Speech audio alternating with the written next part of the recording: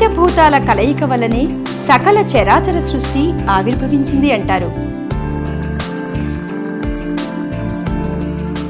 గాలి, నీరు, నిప్పు, నేల, ఆకాశం ఇవన్నీ కలిసి మానవుని దేహంలోని ప్రతి అణువుని నిర్మించాయి అంటారు. అందువల్లనే ఈ భూగోళంపై నివసించే ప్రతి ప్రాణి ఈ పంచభూతాలపైనే ఆధారపడి జీవిస్తోంది కదా.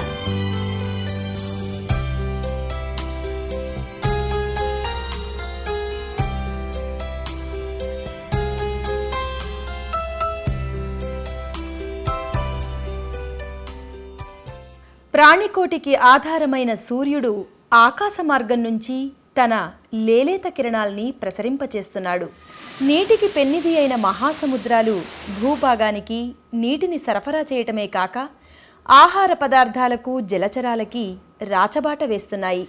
ఈ మహాసముద్రాలే ఖండాంతరాల శీతోష్ణ స్థితులపై అప్పుడప్పుడు వరదలు, సునామీల రూపంలో తమ ప్రభావాన్ని చూపిస్తున్నాయి.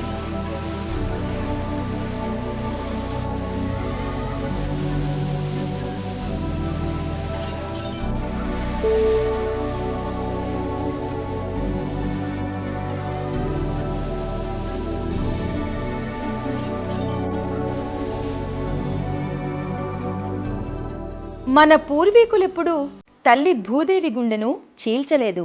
అందుకే మానవులకి నివాస స్థానమై వివిధ రకాల నేలలు కలిగి పలు విధాలైన పంటలతో విలసిల్లుతోంది.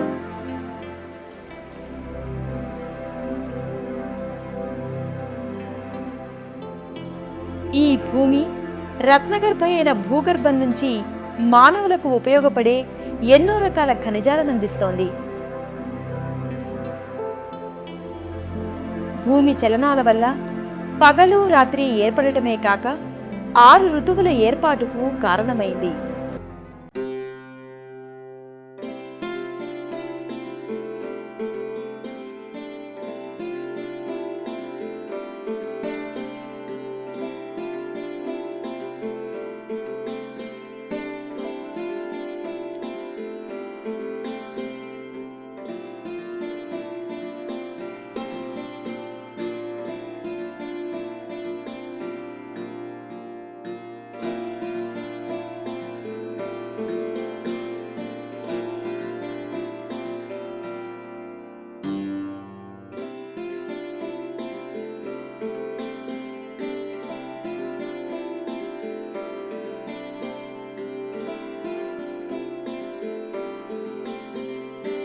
మానవుల ఉచ్ఛ్వాస నిశ్వాసలకు అవసరమైన ప్రాణవాయువుని, అలాగే ఆహారానికి అవసరమైన వృక్షవర్గమే కాక మానవ జంతువర్గాలు సైతం పరిసరానుగుణమైన జీవన విధానాన్ని ఏర్పరచుకున్నాయి.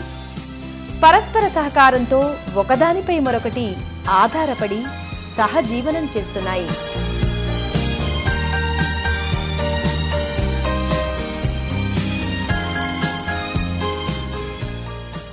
కానీ ఈ పంచభూతాలెప్పుడూ ఒకే రకంగా ఉండటం లేదు. ప్రాణికోటిలో ఒక భాగమైన మానవ జీవితం ఈ పంచభూతాల ప్రభావం చేత ఎన్నో ఒడిదుడుకులు ఎదుర్కొంటూ ఉంది. ఆధునిక జీవితంలో భూమి, గాలి, నీరు, ఆఖరికి ఆకాశం కూడా కలుషితం అవుతోంది. ఈ భూమికి మనం చెందుతాం తప్ప భూమి మనకి చెందదు అనే విషయం తెలియదా అని కొందరు ప్రశ్నించవచ్చు. కానీ మనం చూస్తున్నవన్నీ కూడా మనకి తెలియవలసిన రీతిలో తెలియటం లేదు. ఇప్పుడు ఇందుకు ఒక నిదర్శనాన్ని పరిశీలిద్దాం. చెట్లు భూమి పొరల్లో ఉన్న నీటిని పట్టి ఉంచుతాయి. సూర్యరశ్మిని అడ్డుకుని నేలను తేమగా ఉంచుతాయి. వాహనాలు విడిచే కార్బన్ డయాక్సైడ్ వల్ల భూమి ఉష్ణోగ్రతలు పెరగకుండా చూస్తాయి. సూర్యరశ్మిని అడ్డుకునే చెట్లు లేకపోతే నేలలు పొడిబారిపోతాయి. వర్షం కురిసినప్పుడు నీటిని అడ్డుకునే మార్గం లేక భూమిపైనున్న పోషక పదార్థాలు క్రమంగా కొట్టుకుపోతాయి. దాంతో నీటి నియంత్రణ జరగక భూగర్భ జలాలు అడుగంటుతాయి. సారం కోల్పోయిన భూములు ఎడారులుగా మారుతాయి. గాలి కంటే సర్వసాధారణమైన వస్తువేదీ లేదు మానవులకు. ఎందెందు వెతికినా అందందే కలదు ఈ వాయువు అనేలా ఈ గాలిని మనం ఎప్పుడూ పీలుస్తూనే ఉన్నాం కదా. గాలి లేని చోటు ఎక్కడా కానరాదు. ఆహారం లేకున్నా మనం ఒకరోజు ఉండగలం, కానీ గాలిని పీల్చకుండా అరగడి అయినా ఉండలేం. గాలి తెరలు మలయమారుతమై చల్లగా సోకి చెమటలార్చి మనకి హాయినిస్తాయి. అలాగే వడగాల్పులై వెచ్చటి గాలితో బాధను కలిగిస్తాయి. ఇంకా తీవ్ర ప్రభంజనమై భయంకరంగా చెలరేగి చెట్లను వేళ్లతో సహా పెకిలించి వేస్తాయి. వాయువు చెలింపక నెమ్మదిగా ఉన్నప్పుడు, అతి శక్తివంతంగా వీచినప్పుడు గాలి యొక్క ఉనికిని మనం తెలుసుకుంటున్నామన్నమాట. గాలిలో మేఘాలు సంచరించడం వల్ల వర్షం రావటం, మంచు కురవటం అనేవి మనందరికీ తెలిసిన విషయాలే. మేఘాలు లేని రాత్రి సమయాన మనం బయటికెళ్ళి ఆకాశంలో చూస్తే ఎన్నో వేల నక్షత్రాలు మనకి కనపడతాయి, అవునా? ఇన్ని వేల నక్షత్రాలు ఎలా వచ్చాయనే సందేహం మనందరికీ తప్పకుండా కలుగుతుంది, అవునా? మన నిత్య జీవితంలో ఎందరో ఆప్తులు మిత్రులు మనకి తారసపడుతూనే ఉంటారు. ప్రతి ఒక్కరి జీవితంలో సూర్యుని కంటే మించిన ప్రాణమిత్రుడుండడం అసంభవమేమో.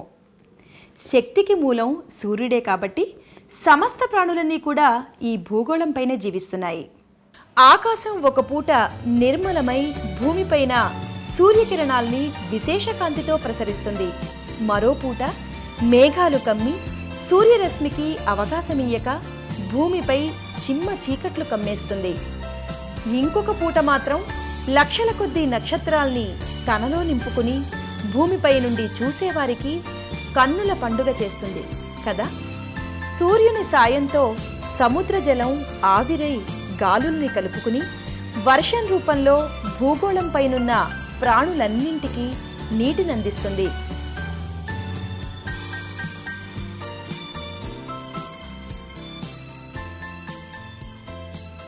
ప్రాణమిత్రుడైన సూర్యుణ్ణి, సూర్యకిరణాల చేత ప్రభావితమయ్యే పరిసరాల్ని కాపాడవలసిన బాధ్యత మనందరిది. భూమాత కొంతకాలం పాటు ఎండలతో వేడెక్కి దుమ్ము ధూళిని పైకి లేపుతుంది. మరికొంతకాలం వర్షాల చేత తడిచి అన్ని చోట్ల బురదగా మారుతుంది. ఇంకొంతకాలం పాటు చలితో కలిసి జనులను గజగజ వణికిస్తుంది. స్వచ్ఛమైన నీరు కాలువల రూపంలో నదులలోకి మెల్లమెల్లగా పారుతుంది ఒక ఋతువులో. ఇంకొక ఋతువులో కలుషితమై వెల్లువలాగా ప్రవహిస్తూ అదే నదుల్లో కలుస్తుంది ఈ నీరు. అగ్ని కొన్ని సమయాల్లో నివురు కప్పిన నిప్పై నిగూఢంగా ఉంటుంది. మరికొన్ని సమయాల్లో ప్రకాశవంతమై ఆహార పదార్థాల్ని వండటానికి, దీపాల్ని వెలిగించడానికి ఉపయోగపడుతుంది. ఇంకొన్ని సమయాల్లో ప్రజ్వలించి గృహ భవన సముదాయాలు, అడవుల్ని దహించి భయంకరమవుతుంది. ఇలాంటి పంచభూతాలతో ప్రాణం పోసుకున్న మనిషి ప్రకృతికి ఆరోభూతంగా తయారయ్యాడా? ప్రకృతి తత్వానికి విరుద్ధంగా ప్రతికూల పాత్ర పోషిస్తున్నాడా అని మనల్ని మనం ప్రశ్నించుకుంటే, ప్రకృతికి మనిషికి మధ్య ఉన్న ఎడబాటుని తగ్గించాలి అంటే, ఓ మనిషి, నువ్వు ప్రకృతికి పునరంకితం అవ్వాలి. జీవితానికి ఒక ధ్యేయాన్ని నిర్దిష్టంగా ఎన్నుకో. ఉన్న అవకాశాల్ని గమనించు. సాధ్యాసాధ్యాల్ని పరిశీలించు. నీకున్న బలాల్ని గుర్తించి మరింత అభివృద్ధి పరచుకో. అవసరమైన కొత్త బలాల్ని సమీకరించుకో. బలహీనతల్ని అదుపు చేసుకో. ప్రణాళికాబద్ధంగా ముందడుగు వేయి.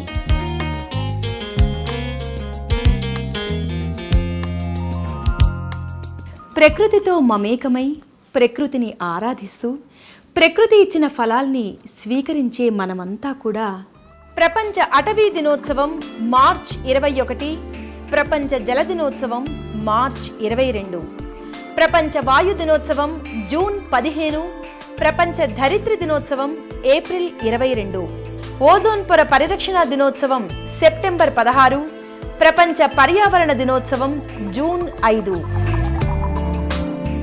ఈ రోజులనైనా గుర్తించి పర్యావరణ పరిరక్షణకు పాటుపడదామని ప్రతిజ్ఞ చేద్దాం. సామాజిక సంక్షేమానికి పెద్దపీట వేసి విశ్వాత్మకాన్ని సాధిద్దాం.